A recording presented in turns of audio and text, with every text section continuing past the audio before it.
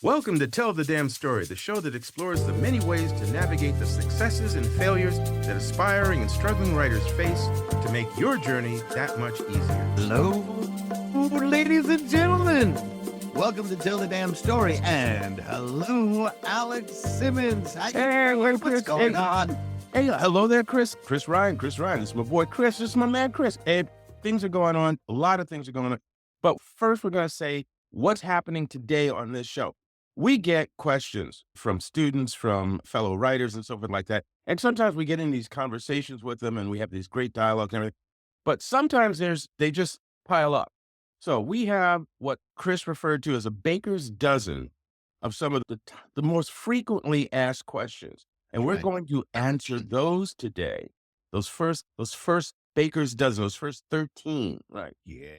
But stick around to the end, because there's two more bonus questions, and they are actually tough ones.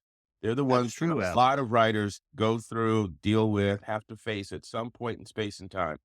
And we're going to give you not only our insight to how to deal with these things, but also we'll refer to a couple of things that have happened to people we know and how they dealt with them. Yeah. But we have another question that we're going to develop a different episode with, so stay tuned for that. That's true. That's true. So stay to the end and let's jump on. Oh, but first, Chris. Yes, sir. What have you been up to? Boy, things are popping over here. We have the return of Mallory and Gunner, our NYPD detectives. Not so much supernatural, more crime, in a little novelette called Rivals that takes place in and around. I'm sorry, what was that? What was that? Good. That's what. And it's going to come out in time for spring training. For those of you who are like, just don't have enough baseball, I need an adventure. Here it comes. We're finishing. No, it's ready for pre-orders right now. So it's Mallory and Gunner Rivals, and it is the best buy out there because it's like $2.99 or something for the ebook and $5 for the print book. You can't get a better buy. Yeah. I am defeating the price gouging right here in Seamus and Nunzio. And that comes out February 12th. At the end of March, Alien Buddha Press is publishing a narrative, a horror story told in verse. It's narrative poetry called It's Been a Privilege. And I've been working on it for a long time, and I'm pretty excited by it. We got a cover by Rebecca. Rivals has a cover by Matt Wilderson. So we're happening. And then there's one more project going on. Oh, really? What's that? It's slated for May 22nd. It's going to come out. And it's in a really exciting and intriguing play that really deserves to stand on its own. It's called Sherlock Holmes and the Hands of Othello. It's some young newbie writer. He's breaking out. We have faith in it. We think that's going to happen. Who do you think that was? What was his name? What was his name? Sherlock Holmes and the Hands of Othello. Roberto? No, not Roberto. Bishop? No, that's not it. Alex Ahente, I think. Yes, there you go. Alex Ahente. Yeah. Alejandro, right. Alejandro Simon. No, let's buy our own. Alex Simmons, ladies and gentlemen. I'm really excited. We were going over the book cover with Matt Wilderson over the weekend, and so far, so good. It looks pretty intriguing. Yeah. What do you think about that? Alex, that's yours, right? Good stuff. Yes. Basically, I'm good. I've got some things happening with a project of mine, which I can't talk about right now, but hopefully another show or two. Yes. There you go. But let's jump on these questions because, all right, I'm ready to jump, ladies and gentlemen. We got some answers for you, or at least we're going to share some answers with you, and hopefully you'll find them useful. So, well, Alex, you know what they say, might as well jump. Yep. Jump. I'm sorry. Okay. So, first question. Yes, how do I avoid missing my deadlines due to fear that my work isn't ready? All right. I have two answers. The first answer is you might fear that your work isn't ready, but the bigger fear should be that you'll get a rep for not hitting deadlines. That'll ruin your whole career. So that's one thing that really keeps me on my toes when I have a deadline. As a matter of fact, I'm working on a thing now that I can't talk about for Jim Beard.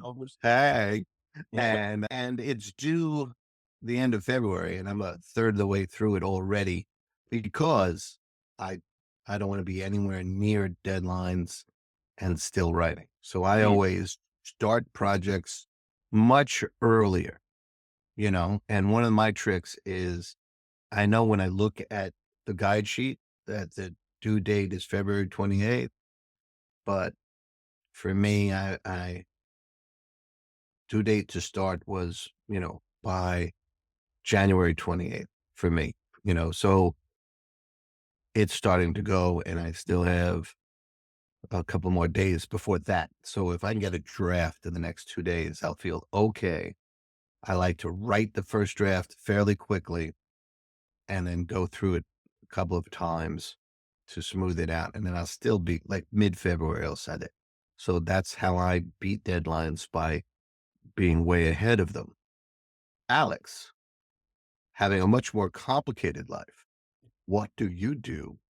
Well, aside He from is a superhero. yes, aside from sometimes stumbling over my own feet, a couple of things happen for me. And again, let me reiterate, Chris is right about reputations because literally, if you really want to be a writer, if you really want to do this professionally, one of the big things that will get in your way is if you don't hit those deadlines, the reputation gets ruined. People don't call. They don't want Yeah, to know you because they've got to depend on getting the work out at a certain time because it affects a number of people along the line, not just, oh, the store owner or the website where the thing's being sold. So everybody that's else. one, reputation. So I do a couple of things. One of them is and it took a lot of work, but you've got to allow yourself, well, let me put it another way. You've got to tell yourself, which pain do I want to tolerate first or best or most? Which do I prefer? The pain of turning in something I'm not sure is absolutely ready yet, but I turn it in on time, or dealing with the reactions of the people when I don't turn it in and they're upset because I've missed a deadline and that's going to screw them over. Yes. Because either way, it's going to be uncomfortable. But Oh, one of them is far easier to deal with than the other.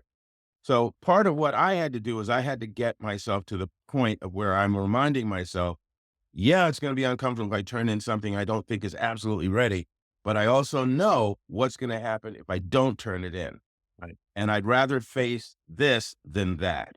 Yeah, So yeah. that's one. So I think what Chris is saying is great. Yeah, try and get ahead of your deadline for sure. But then The you other could thing But go the ahead. thing is getting clear on the fact, if you're going to do this as a business and you're going to be given deadlines or due dates, if deadline scares you, due dates, then yeah, find the trick or the habit that allows you to meet that due date. Right. And that's the reason I push my actual due date up by a month. So it's done. And I have that little cushion of time because I never feel when it's done, I never feel that it's ready. So then I can go over it. And the trick when you're going over it is to read it out loud like you're getting paid $25,000 to present it, So you're not just really, blah, blah, blah, blah, you're trying to give it inflection, and you'll start hearing all the little rough spots and that kind of stuff. That's polish. And, none of that should be big tension. So there you go. Set the deadlines And ahead. one more thing I'll add to that is because he just said it, polish or process. The process of creativity is stages. Yeah. Right. Yeah. Absolutely stages. So Yeah. you don't want to be turning in something you knocked out night before. Right. If that's the scary thing for you, definitely give yourself some time. Give yourself, if you got 2 weeks to write this, every day, a certain number of lines, words, pages, so that by that deadline or due date, you have something to turn in that's not something you just knocked out 12 Brilliant. hours before. And go ahead. These are things that start making a list of things to do and not to do and figure out what works for you in Yeah. terms of how you as individuals, because Chris and I are, we respect We the same work very different. goals, but we work very differently. Right. Yeah. So again, find out what works for you, but understand the bottom line is you want to hit your due dates.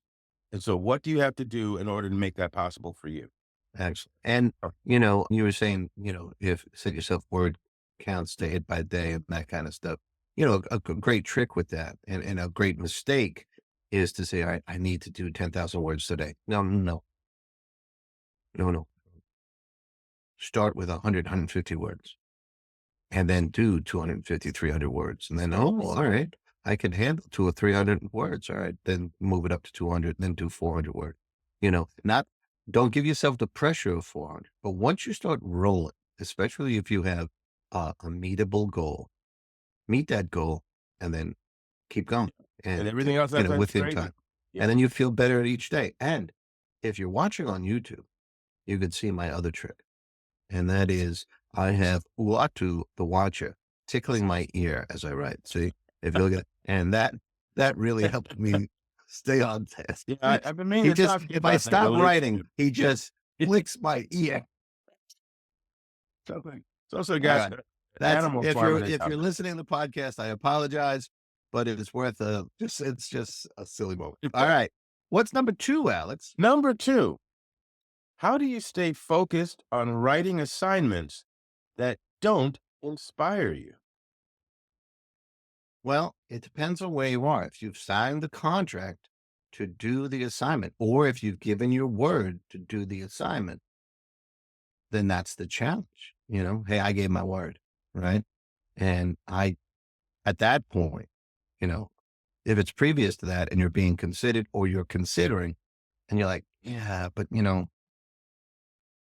I don't like writing about, well, then don't take the assignment. There's 1,000 people who are dying to do that assignment, go. So say you got it and then you find yourself less inspired than you thought, but you gave your word. Okay. Find out, well, what's interesting? What first attracted you to it?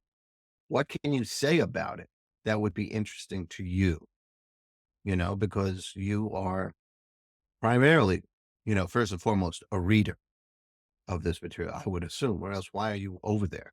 Like I don't take business tech assignments because it's not my thing. I find it a snooze fest, right? But if I take an assignment and I got to find the interest, I took it one with Jim, and it was a Western. I wanted to write Jim Beard and John. Publishers, publishers. Yeah, they write Flinch books. Yeah. Or they publish Flinch books. And they were doing a Western. And I wanted to have an opportunity to do that. And then I was like, well, what am I going to do? And he gave the years and he wanted to use, so what the hell, man? Stuff from that. So I didn't know. So I did research. And then I found a train. It was one of the first trains that went cross country. And I was like, okay, wait. That might be, use the pun, the engine that drives the action, right? Characters I wanted to use would be too young to ride that far, racing their horses and all that stuff. But an iron horse, yeah, okay. So then I had to research. There's my other bit of advice. If all else fails, research the assignment. And when I panic, I over research. So I think I purchased 4 books on trains from the 1850s just to research. And I think I used 3 sentences of description directly from those books, But but it you was enough. could use it. Yeah. Yeah. But it was enough for me to say, okay, well, if the train's laid out in that way and my characters do this, and then I'm in, right? Mhm. So those are the 2 things. One, you gave your word. Those are the 2 things I look. You gave your word, honor your word, because, that's your reputation as a professional. And research the topic if you don't think you have enough until you have too much. That's always the way I like to deal. Alex, what's your answer, sir? Okay, so it doesn't inspire you. Sometimes you will find yourself wanting to take or having to take an assignment because you need the money. Mm. You know you can do the writing even though the topic doesn't inspire you, but you need to do this because you need the money. So once again, there's a couple of things, and I'll just be quick on this. One, finding an element in there or placing an element in there that makes it more enjoyable for you. And again, this depends on the topic or the subject that you're writing about. But, again, it can be a character in the story, something about that character that tickles you or gets you to, okay, I think moving this character through this story, at least it's somebody I want to hang out with while I'm dealing with all this other material. So you can put in an element, a piece of fact, character that makes this journey somewhat enjoyable for you. So that's one thing that I've done on occasion. The other thing that you can do is give yourself a reward for each day that you accomplish writing a certain amount of the material. So again, okay, it's not going to be a thrill a minute for me to write this story about X, but I'm writing this story about X and I'm going to do 200 words today. Boom. And at the end of that, I get to have my favorite tea, my favorite coffee. I get to have a piece of meringue or what is it? My favorite, key lime pie. There's something, a good Chardonnay, whatever it is. It doesn't Right. matter what the Right. the treat is. Yeah. I have put at the end of, it's the old fishing pole with the Yeah. lure, With the, right? with the worm on it and the hook. In Yeah. my mind, I've put liverwurst at the end of there, Yeah. and that's not right, but I have done it because the once a year, I'm like, I need liverwurst. It doesn't matter what the treat is; it's what you want that'll help get you there.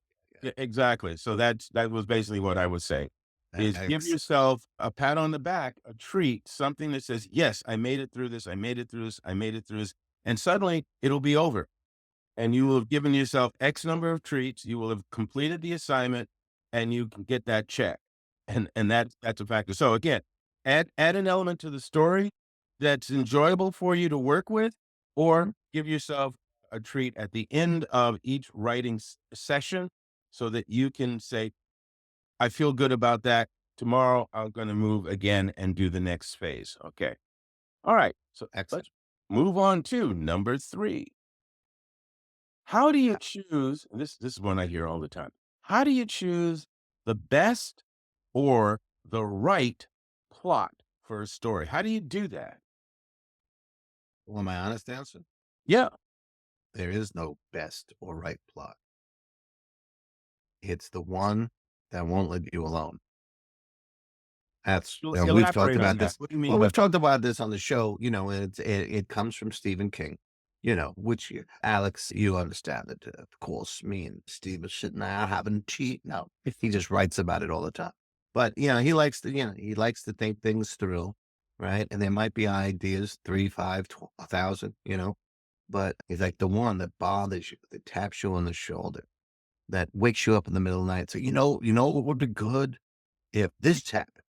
That's the story that is screaming to be written. Part of the writer's view is, a lot of writers say, well, we're just conduits. Okay, cool, whatever. But, if we're Imagineers, right? Mhm. Yeah, Kirby may not have been the greatest writer in the world, but great Imagineer, right? And all that sort of stuff. The one that is most prominent, and let it suffer, right? Again, Stephen King, let them fight it out in your brain, in the back of your brain. Which one, everyone comes out of the back room still standing? That's the guy. That's the Or story you're girl, going to write. Yeah. Yeah. So that's the first thing. You might be able to speak to the part of the audience that says, well, I want the one that sells. I think the one that's truest to you has the best chance of selling, especially young writers who try and chase the trends or chase what's hot. By the time you finish it and get it in front of someone's eyes, that hot trend is past and there's something new. It's gotta light you on fire, or bug you at least.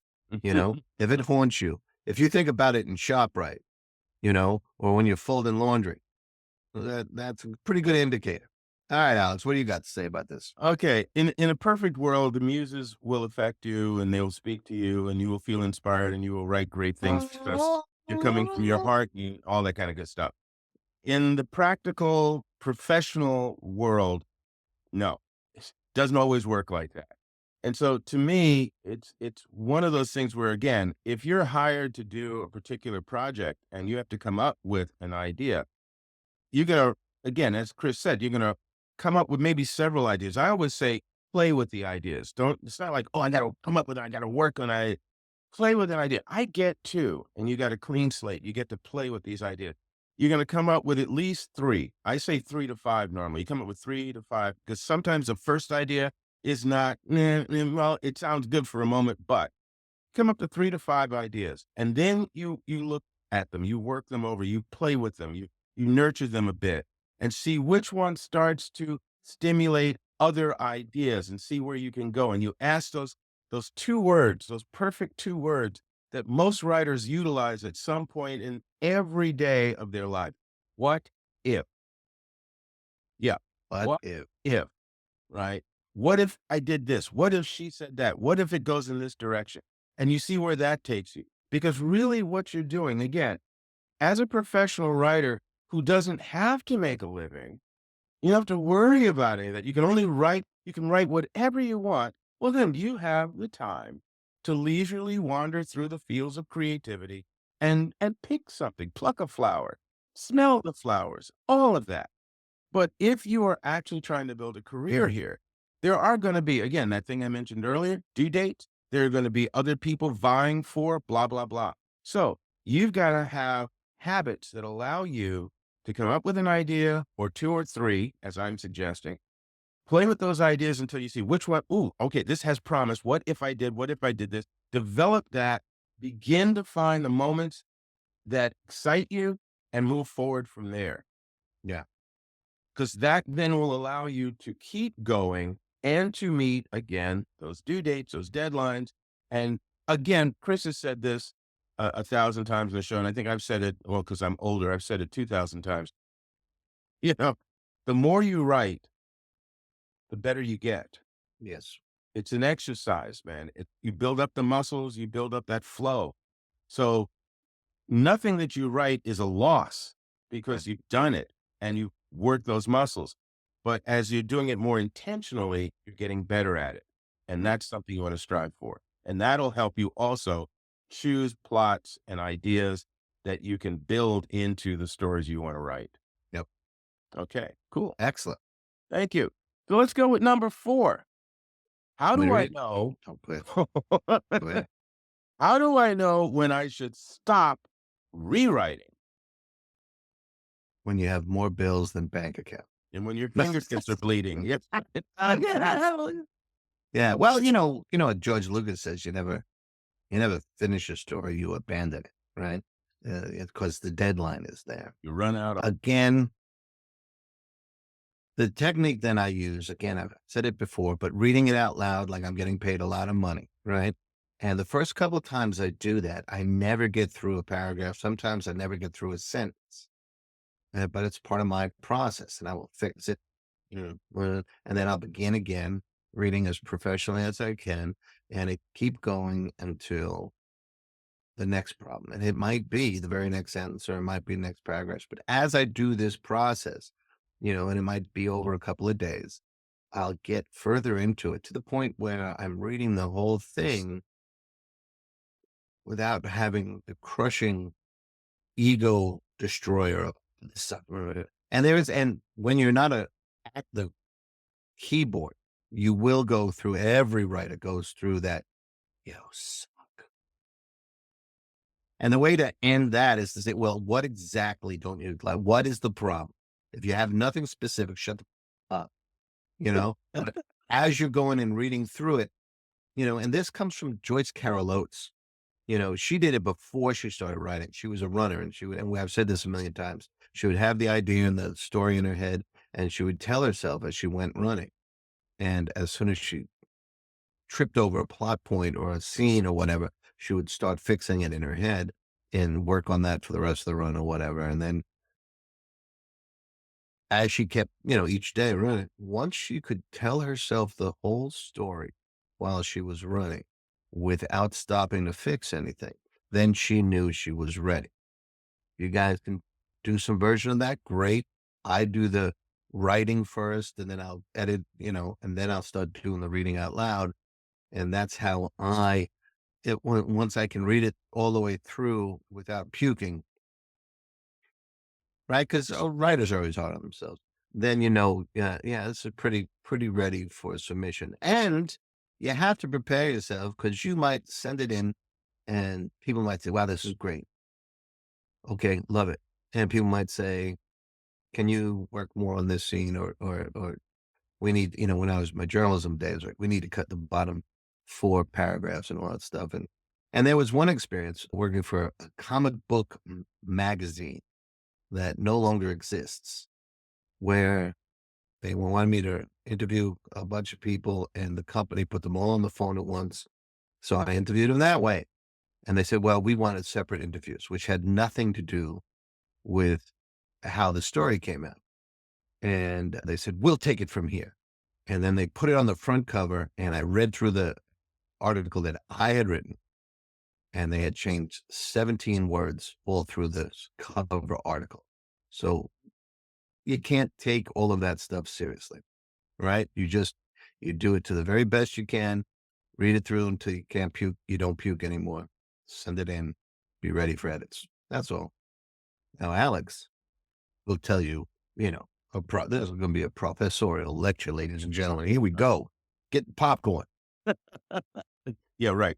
It's funny because, again, as writers, there's a part of us that we'll turn in a script that we've worked on, or we'll turn in a story that we've worked on. The editors will give us feedback. We'll make those changes and everything. It'll get accepted. It'll go to press. It's printed. It's out into the world. It's among the people. And you'll pick up a copy at some point in space and time, a day later, weeks later, months later, and you'll be reading through it. Damn, if I had only, I That's could have, part of it. this could have sounded so much better if, So there's that part of us that, again, creativity is a process. Creativity is an evolving experience. And how we see what we turn in is where we are at that time. How we see it down the road is also where we are at that time. So we can only do our best. If you can admit that you've done your best, that's the first step. Yep. I gave it my 100%. Yeah. Right. Okay. So that's what. Well, you send it into your editor or the publisher, whoever it is who has a yay or nay on it, and you get feedback. I was lucky to be part of a team of writers who did a series of short stories on Sam Wilson, the new Captain America. Challenge. Yeah. Thank you. And I turned in my short story, and I liked it. I still felt there's some things I could do, but okay, I turned it in, right?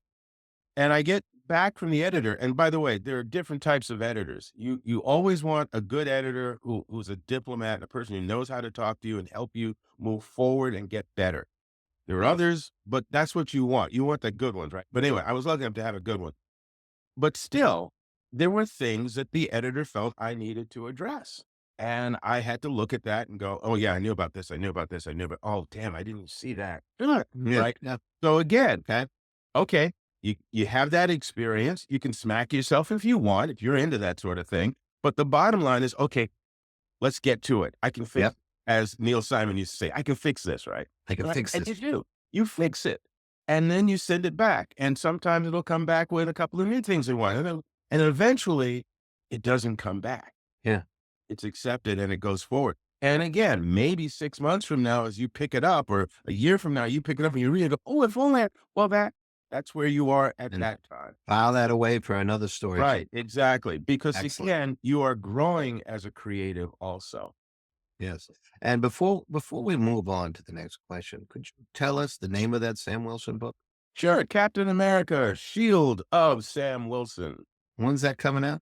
It came out January 14th, 2025. Excuse me while I go and order it. Yep. It can be ordered on Amazon and a bunch of other places, wherever you can get quality books. And this is not a graphic novel, by the way, folks. This is a collection prose, baby. By at least 11 other really good writers, and it's edited, and the whole thing was corralled and organized by the wonderful Jesse Holland, who's a writer and an editor and a professor and a journalist, so all that good stuff. But anyway, yo, Alec, we've had Jesse on the show. Yo, Alec. Yeah, what? I got a Barnes & Noble gift certificate in my Christmas stocking. Now I know what to do with it. Yeah, what's like that? It's like that. Oh, yeah. We should have Jesse up again. We should have him on just to talk about this. We should. Okay. All right. So that's the search. Captain America, Shield of Sam Wilson. Okay. Moving forward. Number 5. Okay. How do I write a story that takes place in a location I know nothing about? All right. My answer is going to be really short. And then Alex is going to have much more interesting because he's done some traveling. So my thing is my first 2 stops are very powerful. Google and YouTube. You can find a ton on both. for any place, anywhere, real or fictional. And I start from there. Then sometimes with Google, you get some interesting stuff. You look at the resources and it's, oh, it comes from this book, that book, and then it goes on from there. And I'm going to hand it over to Alex for the rest. Okay.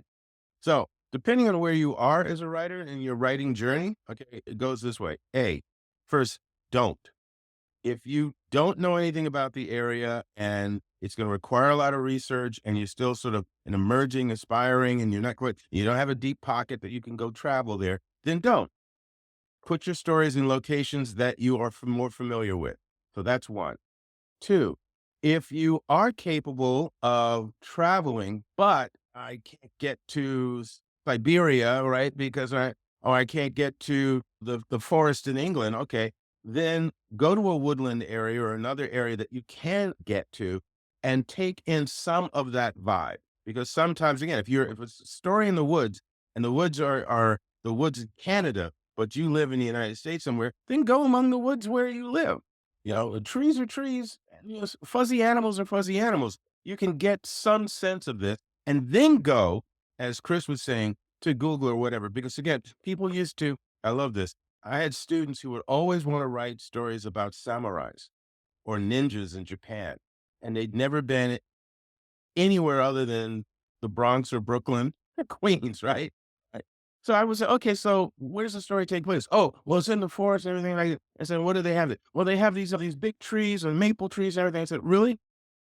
Have you ever been to Japan? No. Have you ever looked at any photographs of Japan?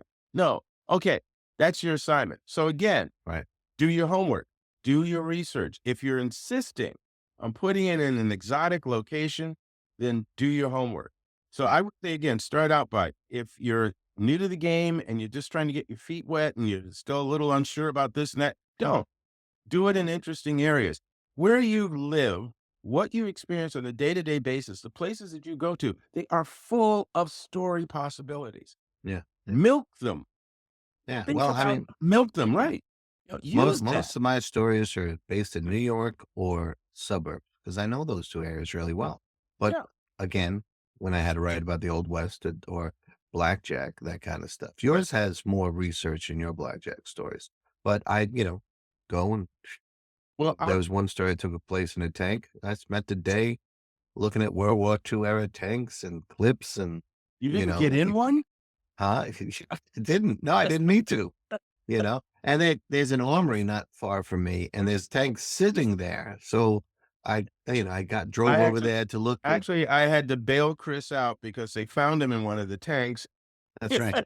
Right, and they had him in the And brig. I I had to was, go, I "No, this was, is I was writer." a couple of miles away from that armory and they Yeah, were you know bearing how those down on writers me. are, right? Okay. But, I will tell you one quick story. I was doing, and I can't mention the series. I was doing an adventure story about a iconic team of brothers, not brothers, but brothers who solve mysteries, right? And I was writing a story and set it in Africa, dealing with the poaching and the killing of animals, right?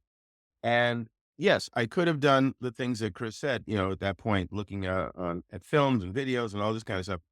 But I wanted more. I wanted more. So I did have a small advance on the contract. So I put that to a plane ticket and I went on a camera safari to Africa. Now, what did I get out of that I couldn't have gotten out of watching movies and documentaries and reading articles and looking at pictures and everything? We have more than one sense. We have five senses: odors or scents, smells, touch, taste, feeling of the heat, sweat, whatever, the sounds at night. These are things that I picked up on and made notes on because it was the environment that I was in Yeah. now impacting on me and giving me material to use in my story. Yep. And that Even helped the when I was cadence of writing. how people talk, Right. yeah. When I was writing that world, I now had a jam-packed sensory backpack of things that I could pull from to make certain moments more real or more Yeah. and a couple of things that actually happened while I was there. while I was there made it into the story. Yep. A baby elephant being introduced to the herd by its mother. These are things that I actually saw, and that gave me even more elements, specific personal elements that I could then add. So your research, and we mentioned this earlier, research is a gift. The extent of your research will also impact on the quality of your work. Okay. All right. This is going to be a quicker. Number 6 is going to be even quicker. Number 6, how do I write a story that takes, oh no, that's that. Yeah. Oh, Go yeah, ahead. right. Yes. How do I write a story that takes place in an era I don't know anything about? Asked and answered. Well, same answers Yeah, as right. last time There you and go. earlier in the show. Yeah. I'm done. Alex, what do you got to add? Well, there's this time machine. Yeah. If you get access to Alex Simmons' time machine. One thing that I will add to that is I will say interview people who did live during that time period. Mm-hmm. Interview people who have researched that time period so extensively that they can share some bits of information that would be useful to you. Yeah. But more effectively is if you can interview people or read or listen to interviews of people who lived through that time period. Because once again, you get nuances that you wouldn't have had otherwise. And I'll add one specific to that. When I wrote Blackjack, Blood and Honor, which takes place in China and Japan, there's a lot of research you can do about the geography, the history, and all that kind of stuff. But the thing that really, really sort of helped me even more was I found a small publication of letters written by Chinese people who lived during that time period. Yeah. Were dealing with the Japanese invasion of China and many things that were going on at that time. And reading their letters, translated, of course, because I don't read Chinese, but reading those letters gave me a sense of a personal experience. It Yeah. was like hearing them talking, and it was almost like I was among them, and it gave me little nuances that I could utilize and Yeah. learn. I'll add one quick anecdote from there. When I was first teaching, I was actually teaching the Bronx. I had to teach English and history, and I was teaching World War II.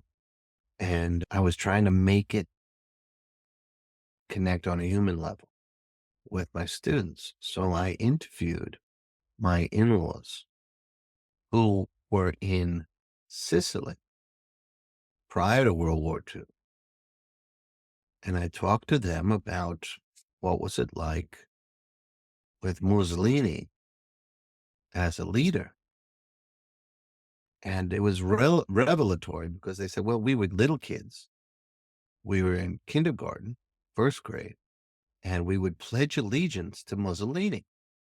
He had inserted himself into the classroom and they didn't know. So they thought it was great, you know, saying anything, but No, but and, and the father, God rest his soul, he was like in the equivalent of the Boy Scouts. It was called the Brown Shirts. And they would march like the Black Shirts did, and they thought that was the greatest thing because you could be like the adults. And she says, it was years later, years passed where they thought this guy, he made the trains run on time. He got them food where they were, it was the Great Depression, was having a hard time so he seemed like a hero until all of Italy turned on him because the sins piled up. So it was impossible for people to not notice. And they wound up hanging Mussolini from a street lamp. So it was fascinating to hear from an innocent perspective what this historical monster seemed like. And I would never have been able to teach that element without having spoken to some people who were there. So I second that emotion. Yeah. Let's go with number 7. Number 7, what do I do if I disliked doing extensive research? Sell shoes. There you go. That's pretty quick. That's pretty It was, quick. There was a great writing teacher, and I remember it both in a book and in classroom. So I don't know who the origin of this was. They said, I want to be a writer, was the question to a famous writer or a famous writing teacher. What should I do? And the answer was, if you can avoid it at all, don't. run away because it's an unforgiving profession, right? But if you find that you try to run away and you can't, then you got to do. And if you are at that phase and you're like, no, I have to write. Well, research is part of it. Mm-hmm. You know, that's like saying, look, I want to go swimming, but I don't really want to breathe. Well, I don't really want to go in the water. Yeah, yeah, right. Yeah. It is what it is. Just find a way that works for you. Some people love to have a stack of books sitting around them in the library and write in it. Some people like to go through Google, YouTube. Some people like to take a plane to Africa. You know, whatever your thing is, it's all research, right? So, you know, unless you're going to write about, you know, your particular life, and we know plenty of people who do that. Yeah, that is an And option. if you can, then you have lived the research. But good luck. You got to make it really interesting for people. Right. The reality here is you do the job or you find your way to avoid it. And if the way to avoid it is only write about the things you actually know things about, fine. But if it's just lazy, it's like, well, I just don't want to have to, then, sell shoes. Okay. Let's Yeah. go on to question number 8. Yeah, I know it's cruel, but hey, we can be. How do I write a story about a lifestyle I've never experienced? So obviously you see a theme here. How Yes. do I do things? How do I write about things I've never done, places I've never gone, things I don't know, all of this? Well, I give two things. One, ask yourself why you want to write about it. You know, and you have to really reflect because let's talk about, you know, if you're online at all these days, and if you read any threads from any post, it's only a matter of time before people on one side are sniping at the people at the other side. If you're one of those people who don't approve of the lifestyle and you want to write to just trash that lifestyle, ask yourself why. What are you doing? What is that going to get you? It's going to get the people who already agree with you to agree with you. And it's going to get the people who don't agree with you to feel badly about what you wrote. It's not going to change anything. So what are you doing? It doesn't sound creative, but if you're not part of that lifestyle, but you see it from your own life and you think that's part of what you want to write about, then you have to research. And that research absolutely requires you talk to people in that lifestyle Mm. and you respect their answers and you respect their life. That's their life. You know, you don't want anyone coming to, I don't want anyone coming and condemning me for being left-handed. I was born this way. It's my natural inclination. And it's the same thing for any other lifestyle. You know, there's not a lifestyle I can think of where, well, I threw a dart at a board and the thing it landed on is the lifestyle I'm going to have. No one does that. They do what's natural to them. So, respect their reality and ask people about it, research, you know, or you got no business writing about it. Alex? Two things. One, I will say that some people do throw a dart at and choose, oh, I think I'll do that. And that's them being curious or them being lost. And that's a different group of folk. Yeah. What I agree with what Chris is saying. People who this is their That's natural inauthentic. inclination, then this is their natural inclination. And we move forward from there. The other thing I would say is an example. A number of my screenwriting students over the years have at some point in space and time come to me and says, I got this plot or this story that I want to do a screenplay about homeless people or a homeless person. And I would ask them, what do you know about a homeless person? Well, they're homeless. And well, they don't have a place to live, so they don't have a home. And and that's where they stopped. I said, so let me just share with you my thoughts on that. One, if you don't know anything about homelessness other than that they don't have a home, then you cannot really do a very quality, positive representation, or at least a clear, authentic representation of that experience. You can do a story about someone who knows nothing about homelessness and meets a homeless person, or is looking into it or affected by it in some way, shape, or form. But in order to do something about homelessness, you at least need to know causes, because it's not always somebody who is emotionally or mentally disabled in some way, shape, or No. form. You know, there's a series of different reasons that led or can lead to that lifestyle. So you'd have to do some research. And I don't recommend that you start going out there and talking to a bunch of different homeless people by yourself. It's not what I'm recommending. So again, rethink, and this goes back to what Chris was saying. Ask yourself, why do I want to do this? What is it about this topic I want to explore or say something about? Do I want to ridicule it? Why? What's the purpose of that? And if it's a story about someone who wants to ridicule a lifestyle, and it's a lifestyle that you don't know anything about, then once again, we come back around to research. Mm. Okay. All right. We're doing fine. We're getting close here. The next one, number 9. Should I only write about fictional events, people, or places? Only write about fictional events, people, or places. I don't, Excuse me? I'm trying to figure out how to phrase this. Okay. With respect,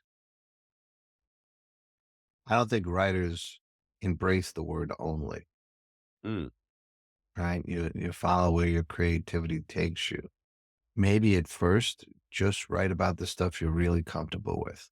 Get a few stories under your belt, maybe a few publishing credits under your belt. And you'll see that your appetites, your curiosities will broaden. You know, there's plenty of people who just wrote fiction. There's plenty of people who just write nonfiction. Mhm. There's plenty of people these days who write nonfiction that is actually fiction. That's a whole different mess. There isn't a necessity to choose one or the other. When I was a little kid, I wrote all fiction. And then I read a lot of newspapers and stuff growing up, and I got into journalism, and I was a professional journalist. And that was, to the very best of my ability, complete nonfiction. And while doing that, met a comedian, and I started writing comedy with him. Whole different thing. When I met Alex, your buddy, why do I always forget her name? She really wasn't impressed with me, Oh, and I wrote a play, Barbara. yeah, Barbara, to try and show her that I could write, and that's really led to our relationship for 452 years. Give or take a day or two. Yeah. So my curiosity and my interest in writing has led me to a lot of different places. I've done a bunch of fiction over the years after the journalism part of my life was complete. And now I find myself writing nonfiction essays for, Jim and people like that. And I'm open to that again. So don't limit yourself, but respect which area you're writing in, you know, and never the twain shall meet. Don't write fiction as nonfiction because that's propaganda. Okay. I don't really have anything more to add to that. I think it's just What he said. it's yes, it's what he said, but better. The reality here is again what you're calling, and as Chris just outlined, all the different arenas that he has dabbled in or committed to. Part of that has been what's pulled him in, what's appealed to him, what does he feel he has to say. And so I think that's a good way of looking at it too. There'll be days when you want to just work on fiction material. There may be a political or social or personal issue that comes up that you want to write about on another time, at another time. So don't worry about it. Be open to what you feel and what you need to communicate or explore at a given time and then see where it takes you. Okay. And do those jobs, Yeah, Rex. meeting all the requirements. All right. What's next, What? boss? Oh, okay. Here's one for you, Chris. What is the 3-act structure and how do I use Okay. So the wise ass Bronx guy answer is beginning, middle, and end. it? But I mean, as fundamental as that is and wiseacre as that is, it's not that far from the truth, but there's more to it. And as with anything in this profession, the more you look into it, the more rewards you get. Over on this side, is probably 30, 40 books. If you check out Creep This Way, How to Become a Horror Writer, the new expanded edition by Rebecca Cuthbert that my company put out, there's a glossary, and then there's a 4 further reading, and there's got to be 110 resources that I suggest, because you can study these things as much as you want and still find nuance. You know, the 3-act structure is slightly different for the hero's journey than for A Stranger Comes to Town.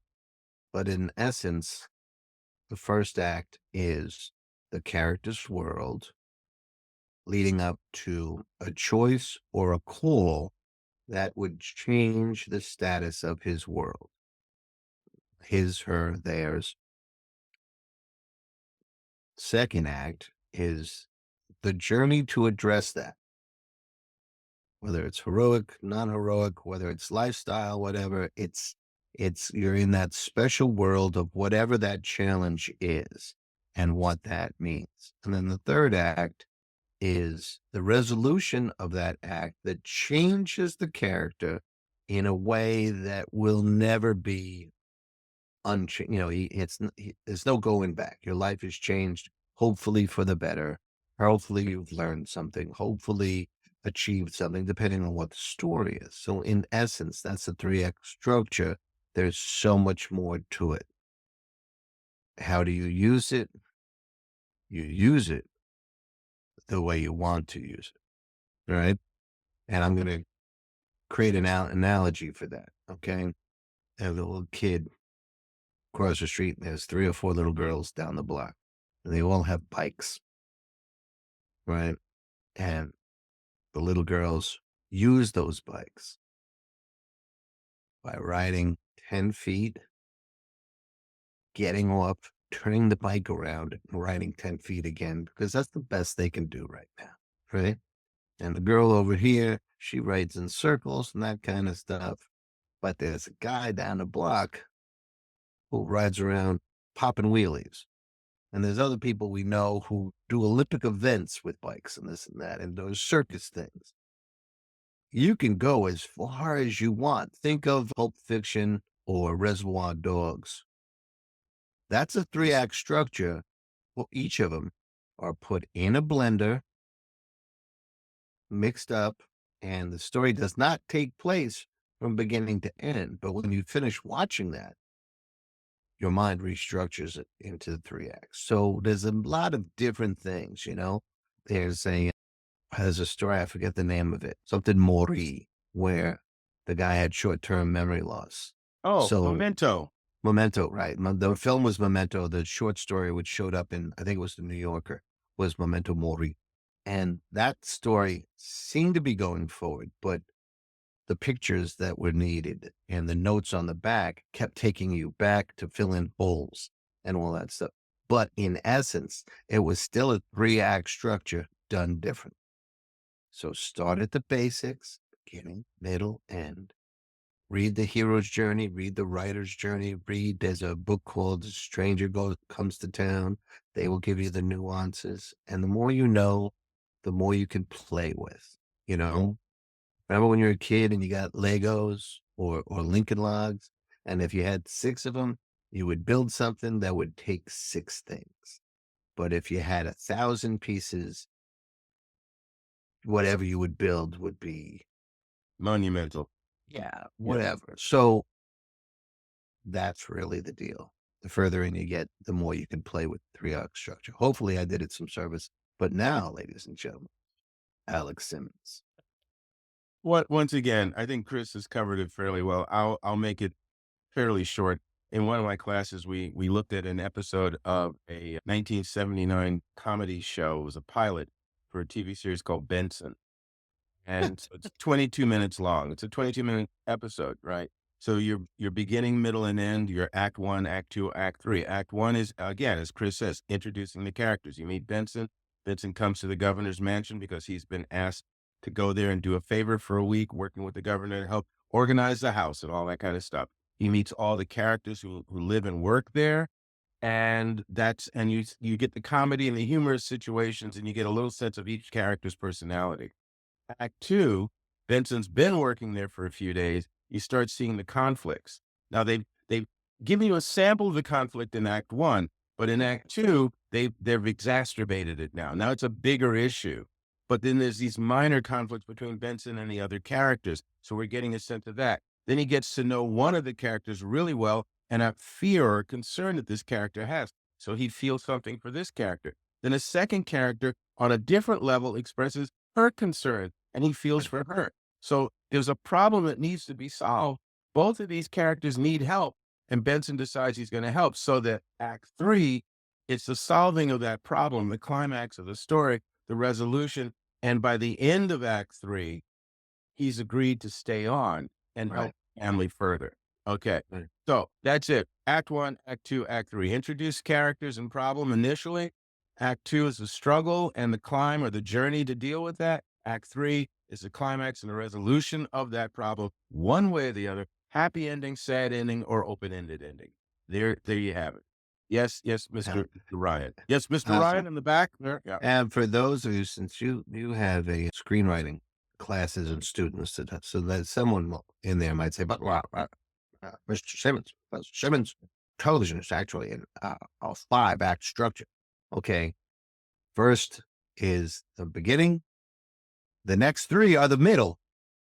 And the 5th one is the third. Yeah. Is the end, right? So it's beginning, middle, and end, even if it takes, because of commercial breaks, it takes a boom, boom. And what you would see there is for SVU, right? You see the crime, that's Act 1. When you come back from that first commercial break and the theme song, then it's all complication. So it's middle, more troublesome middle. Oh, we're going to fail middle. And then another commercial break. And then the resolution. And sometimes they win and sometimes they lose. But that's Act 3. Joni Mitchell song. No, it's technically a 5-act structure, but it's really beginning, middle, end. Exactly. All right, sir. All right, we've got 2 more and then the special, and we're going to try and hit these a little faster. How do you show pacing in a novel? And how do you decide if it actually works? Okay, I'm going to go back to a tried and true that, veteran viewers or listeners of this show will say, oh yeah, he's on that horse again. But I still love, thank you. I still love index cards because they help me with this, right? I get ideas and I put them down and I don't put them in any order. And then when I have a big pile of index cards and on the blank side, I just put 1 or 2 words that will remind me of the scene.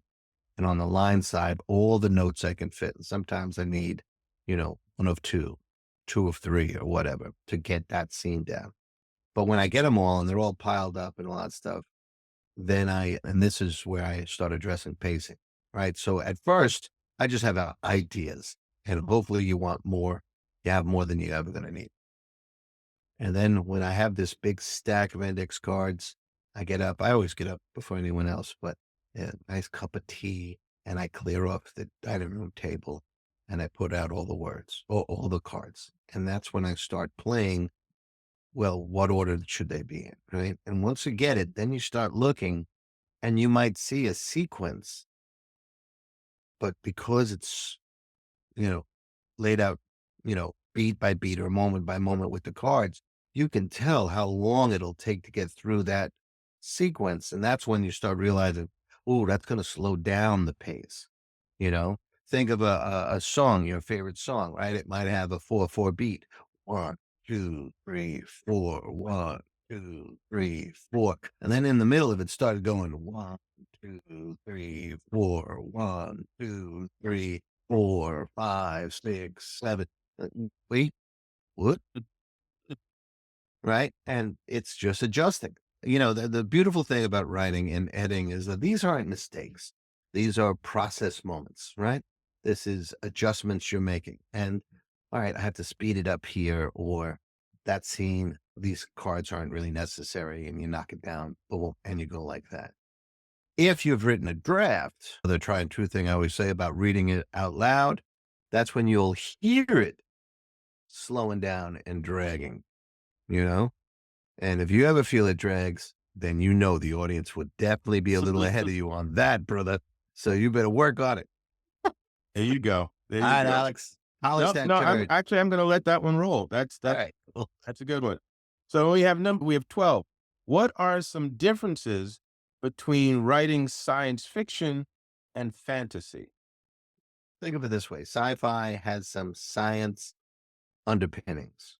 Fantasy, probably more mythic underpinnings. That's the simple answer. Can they blend? Yeah, everything blends. But that's the simplest way to remember it. Alex will now complicate matters. No. Yes, I will, but not by much. Not by much. Okay, so one of the things that I find fun is that depending on the era in which you are writing science fiction, there was a period of time where you could get away with just saying ray gun. You know, Yeah. just the alien from Gaspar planet far in section. Okay, you could get away with gibberish. That's not the way the world is now. So science No. fiction now, people are expecting a little bit more based in science. Right. Ray guns become lasers, lasers become blah, blah, blah, and whatever. We have more information that we can reach out to on a day-to-day basis that if you are talking gibberish in your science fiction, they don't believe it. So you want to have some fact-based principles and things in your stories when you're doing science fiction. When you're doing fantasy, whether it's sword and sorcery or magic or mythology, that sort of thing, then you have a different world to work with, although you can make them cross if you're slick. Right. But the reality is, okay, one thing you can say magic, and another thing you can say the principles of blah, blah, blah. All right. And you really want to, once again, do your homework. Do your homework. Know what the world is that you're creating and what the rules are for that world. And the simplest way I look at it is when I talk, I have a workshop I call SciTech Heroes, SciTech Heroes. And in it, I'll talk about Iron Man's suit, and how that works, the vibranium shield for Captain America or Hawkeye's equipment. I'll talk about those things on a science fact basis. Right. What is science real and what is a what if? What if all these elements could be put into one suit? So then you go into a little bit of sci-fi, science fact, fantasy, or faction, right? Science fiction, but it is science fiction, right? Right. But if I'm talking about Wonder Woman or I'm talking about Scarlet Witch, now I'm talking about something that's moving into more of a fantasy realm. Wonder Woman is a mythological character. She deals with Zeus and Apollo, and these are from Greek mythology. So now what are we talking about? Is science fiction meeting mythology and fantasy? Yes. They are meeting on the same plane, the planet Earth. And these things are happening. Asgard, all of these things are mythological, and you can, if you do what if, blend them somehow. Right. But be clear, science fact becomes science fiction. Fantasy, you almost have a little bit more of a free reign, but you can base it on mythology, legends, and lore. If I could add to that, since you brought Of up course you can add to that. some Marvel references, if you look at the original stuff that Stan and Jack did and Ditko did, right? It's all atomic energy, gamma radiation. It was a radioactive spider. Right? Yeah. But if you look at the MCU movies, right, they try and explain it a little more with a little bit more nuance. And Iron Man is a great example of that because, he was kind of in the early comics, he was kind of the Felix of the cat of robots, right? Because he could just do anything he needed for that. Same thing with Hawkeye's arrows, right? It would just pull out whatever one he needed, no matter how little And that Green thing Arrow was on was its even back. more ridiculous with the Green Arrow was it was just ridiculous. It's a boxing glove arrow, right? Which right. how did he fit it Fishnet into arrow, it? right? Right, yeah. So, but if you look at the MCU, you see, and it's really fun little detail that if you watch from the first Iron Man all the way through, you will see that every challenge that Tony Stark faces, whether as an Avenger or solo, he incorporates into his armor, into boom, boom, boom. So when they make the Infinity Gauntlet, right, you never see it, but he incorporates that into his armor. and it goes all the way through. That's a fascinating explanation of how he can do the things he can do. And if you look at the Hawkeye series, as much fun as a kind of a, you know, die hard with arrows type of romp as that is, there is a moment where he goes to a store, and it's so sad that it was deleted because there's a fuller scene where he says, "How many arrows do you need? How many you got?" Right? And they go to a hardware store and they buy all these things that don't seem to make sense. But then you see him soldering and doing, and she's learning how to do things. And he's thinking, again, the MCU Hawkeye is so much more fully realized. He's thinking about what possibly he might possibly need. And then when they have that big ice rink fight at Rockefeller Center, you see them adapting what they have to what the situation is, and again, creativity. And that's a lot of fun. And it's a great lesson of sci-fi, fantasy elements.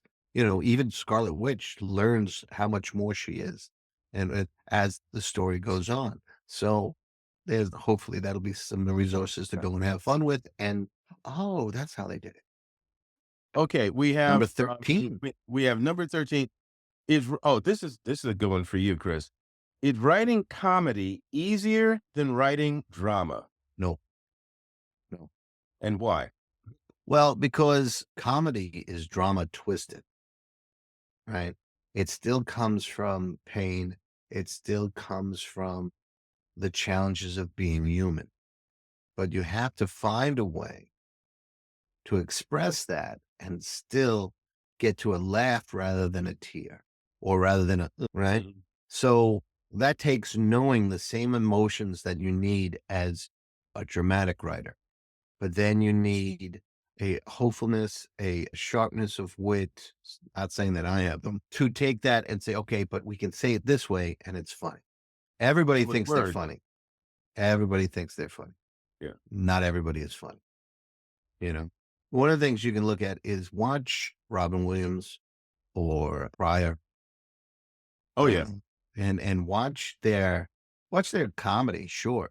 And it's boom, and they're really prepared, but then watch their drama. They can go to a darker place, to a deeper, more emotional place than you would expect, because comedy comes from pain. Mm. So they have that pain to draw on. And it's really, really worth looking into. And then the more you see that, the more you understand what's behind comedy. And the more you'll be like, okay, that's going to take work. And that's fine. That's fine. Good drama is going to take work as well. But it's about loving the art, you know? There you go. I'll add two things to that. One, there are some people, and I've said this to a number of my students and clients, there's some people who are gag writers. They just write funny stuff. It's the way their heads work, the way they can pull it together and throw it out there, and it's great. Then there are other people who have a different approach, and that approach is you write the story, you write the situation, and then find the humor in it, Mhm. right? So some of the people that, some of the students that I have will say, well, I don't know how to write something funny here. I said, well, then just write the situation. Just write that out first. Then let's go back and find out what you Yeah. could do, or what has happened, or what are they wearing, or what are they doing at that moment that can make it humorous or funny or whatever. And then we'll play with the timing and the phrasing and all that. But you can do it in stages. So And that, also, I'm sorry. no, I'm Um, just going to say that is a way of approaching writing humor or comedy without feeling like you have to be able to write punchlines and gags Right. constantly. right. And also knowing your characters really well. Hmm. We've talked about Mallory and Gunner, two NYPD detectives I write about. Fictional. Gunner finds humor in things much more often than Mallory does. Hmm. You know, Mallory has said a few funny things in all the time they've been together, but mostly their observation about Gunner. He doesn't crack jokes about the crime scene or witnesses or this or that. Hmm. Gunner will. And it's just knowing the characters. So that might help as well. Yeah. All right, that Okay. got us through 13. Yes, But right. And I we have heard there was a bonus. yes, there's two bonus ones, and these are theoretically more difficult, too, but we're going to go with it anyway. So the first one is, hang in there, folks. Here we go. How do I know if I really am a writer? If you ask that question, that means you're a writer. Writers, like actors, like singers, like any creative outlet or person, they doubt these things because creativity is a normal situation for artists, but it's not the majority of any community, unless you're living in a really artistic community. You know, um, most people go through their lives not creating things. They're doing business, which can be creative. I don't want, thanks for your cards and letters, but so it's natural for the artist to ask themselves, am I even, you know, God, how many interviews have I, read where people don't know where, I don't know if I am, can I, well, that's okay. It's not about can you, this is not a civil service job. And I've had civil service jobs, where you apply and do the interview and you take a test. And if you pass all that stuff, you might get a job. This is a whole different thing, so the urge, the unquenchable urge to create is what makes you that. How good you are is about research and willingness to go back and polish and go back and make sure it's the best you can do. You can't, there's no threshold where, now I am a writer. There's, you're a published writer, or you're an award-winning writer. Well, those are different things, And I was a writer when I was 6th, 7th grade, writing things. I didn't know what I was going to do with it. I don't know, Alex, take it away. Okay, take him away, folks. Oh no, right. No, I would agree with that. I think the question is really, are you a writer? Meaning, can I tell stories? Do I want to tell stories, whether it's screenplays or short stories or poems? Do I write that? Do I enjoy doing that? Do I need to do that? Okay, that's one thing. And if those are the things that you feel, then yes, you are a writer. If you're producing material, then you're writing. That is what you are. If you're asking, am I a professional writer? That's a different question. Right. If you're saying, can I be a writer if I'm not professional, if I'm not getting paid for it? Yes, you can be. Are you saying, if I want to be a professional writer, do I have to get published? Do I have to be paid for it? Yes, you do. Do you have to work with other people? Do you have to take other people's critiques and edits and suggestions and things like that? Yes, you do. So there's different stages of being a writer. And the first question is, what kind of writer do you want to be? You want to write for you? God bless you. Go ahead. Do that. Yeah. Live that. Absolutely. If you want to write for your family and your friends, fine. Do that. Have a great time. If you want to write professionally and have blah, blah, blah, and XYZ publishing houses buying your stuff, then there's a certain walk you have to go on. There's a certain journey you have to go on. Yeah. There's a certain skill level you have to reach. And that's a different question. So be clear on the question you're asking yourself, because there's going to be a different answer for each of those stages. Right. Okay. And the answer is, go ahead. if, writers write. So if you're writing, the answer is yes, but what kind? Where am I in the journey? If you don't ever write anything, then what do you do most often? I had there's a short anecdote. I had terrible experience with a professor when I was a music student in college. And he stopped me in the middle of the hallway and he said, listen, you love music. None of us would doubt that. But loving music doesn't make you a musician. He says, let me ask you a question and answer it honestly. When you go home after class, after work, and you have your own choice of time own time to choose what you want to do. Answer right away, honestly as possible. What do you do with your free time? And I answered him, I tend to write. And he goes, yeah. If you're a musician, you would say, I pick up my instrument. He says, that doesn't say you could never play, but your core, your instinct is to do another skill set, is to employ a different skill set. I hated him for it, but he was 100% right. Yeah. So that's another way to think, what do you do when you have free time? What do you do? If you're hitting the gym all the time and you're never writing, talk to yourself about that.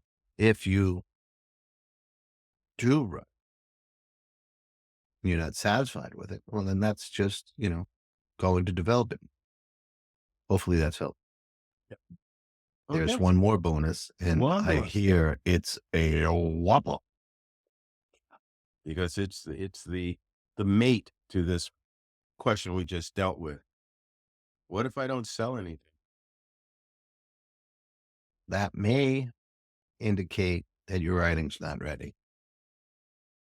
And if so, there's a few things to ask yourself.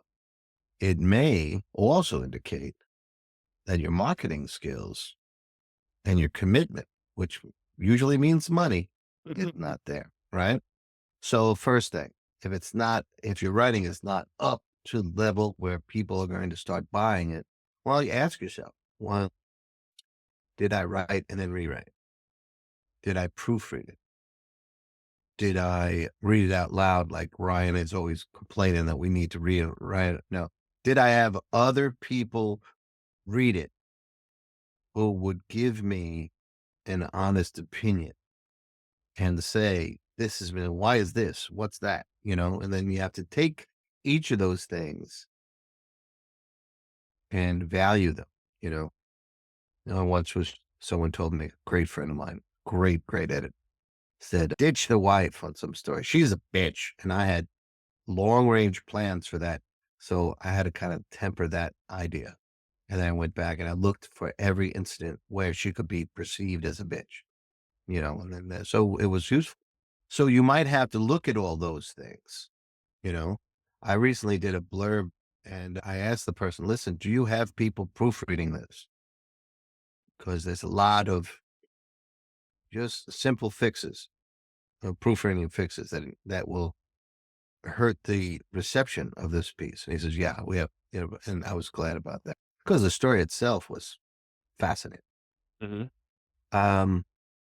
But let's say you did all that and it's still not, well then, okay, what are you doing post publication to spread the word out? Are you posting it? And that's a whole different episode, how many times to post and all that sort of stuff. Are you posting it on your social media? Are you letting people know? And then, there's advertising and there's a million possible ways for you to advertise and get the word out and get sales for your book. And each and every one of those ways, to me anyway, feel very much like a minefield. There's a lot of ways to do it right, and there's a lot of ways that will blow up your wallet. So it's another education that you need to put yourself on. Know the ins and outs of Facebook ads, know the ins and outs of Amazon ads, or wherever your work is going to be. And that's not necessarily reflecting on your writing skill. It's the marketing. Now, if you get it out there and people are reviewing it and saying, this thing made me puke every 3 pages, you got to ask yourself, is that the response I was hoping for? Because, some people want that. That's I'm not not sure me. why, but okay. Not me. Yeah. Boy, we could do a whole episode on marketing and getting people to review and all that sort of stuff. But so those are the 2 answers I'll give. I'm going to shut up now and let Alex talk. Pontificating, yes. I'll just keep mine short. If you're not selling anything and you need to make money, then hopefully you have a backup job. You have a 9 to 5, or you have some other way of bringing in an income that's going to help you. Because there's 101 reasons why something may not sell initially. And Chris went through several of those right now. The other thing too is being clear about your audience, being clear about your goals and what you're measuring. And this again goes back to, am I really a writer? If you are a writer, if in your heart you're a writer and you're writing your heart out and you're doing these stories, like, well, okay, here's a quick one. Here's a very quick one. I know I said it was going to be quick, but I'll try and do it as well as I get. Carrie, written by Stephen King. Yes. Sold hundreds of thousands of copies, got made into a movie with Sissy Spacek, just changed the way a lot of people looked at horror and supernatural, and it was great and fantastic and everything. Stephen King finished the script for that and threw it in the trash. Yep. Right? Because I'm not a writer. It's not going to work. I suck. I'm this, I'm that, I'm blah, blah, blah. His wife, luckily he had a good one, pulled it out of the trash and said, no, there's something here. Stick with it. Stick with it. Stick with it. Circumstances became what they were. Eventually this wound up in the right hands. And again, the rest is. So the reality is, what are you in this for? If you're in this to satisfy your soul because you're a writer and you need to tell these stories, good, do that. And yes, begin to build up a campaign, a plan for selling, making a living at this. And that's, again, another episode. If you're a writer who needs to tell stories, but they're not selling, it could be for some of the reasons that Chris mentioned, or maybe it's just not your time yet. What you really want to ask yourself is, as a writer, can I continue with this? Do I want to continue with this? Because this is what I do. And if the answer is yes, then continue to do it. And then work with either your own plan, or here's a thought, because we're not all Johnny on the spot with everything. Get next to people who can market and advertise and promote better than you ever could. Yeah. Work that deal. And that's what I'm going to say about that. If the cases that you're submitting and it's not being accepted, well, it might not hit one editor the right way. But if you get 2 or 3 rejections on the same story, take it back to the, reading and keep an open mind. Okay, what might they be seeing? You might get some commentary that could be helpful. The other thing to that too, but again, there's no guarantee. What is it? Harry Potter author, 12 rejections. Yeah. One right after the other. And because one secretary at one publishing house believed in this and worked on her boss and got him to go for it, boom, the rest is. So there's no guarantees. It is, once again, what do you need? What do you want? What are you willing to do for it? Right. Okay. Now, my advice there was, because we're running out of time. So go ahead, Chris. Make it quick. My comment there was more like short stories. With a novel, then send it to 12, send it to 15, and then see what the responses are. Like you're saying, it might be a process. I mean, some people put it in 100 different places before they got published. Yep. So, all right, keep going, ladies and gents. Yep. And we have had, by the way, check out some of our other episodes, because we've had authors on here who had a year of famine, and then the following year it was a feast. It was a banquet of delight. So T.L. James Glenn stories about it, right? All kinds of stories about it. Chris, all right, bro. Always, absolutely. Oh, I'm sorry, folks. 2 things. 1, let us know what you thought of this episode. Let us know if we answered any questions that you were wrestling with, or if we didn't, send those questions to us. Yeah. Please, on our Facebook page, Tell the Damn Story. On our Instagram page, tell the damn story. How that seems consistent, right? Or drop something in the comments here. Either way, what's the email address? Oh, TTDSOnAir. So it's all one word. TTDSOnAir, all one word, @gmail. Bam. All right. And I'll put that in the comment section, so you'll see it. Live long and prosper. Yes, that's right. Shazbot. Chris, what do you want folks to do? Listen, I'm hoping after all of this, you have hit the like and subscribe. If not, it's not too late. Get on that right now, ladies and gentlemen. All right. Take care, Chris. Take care, everyone. Take care, everyone.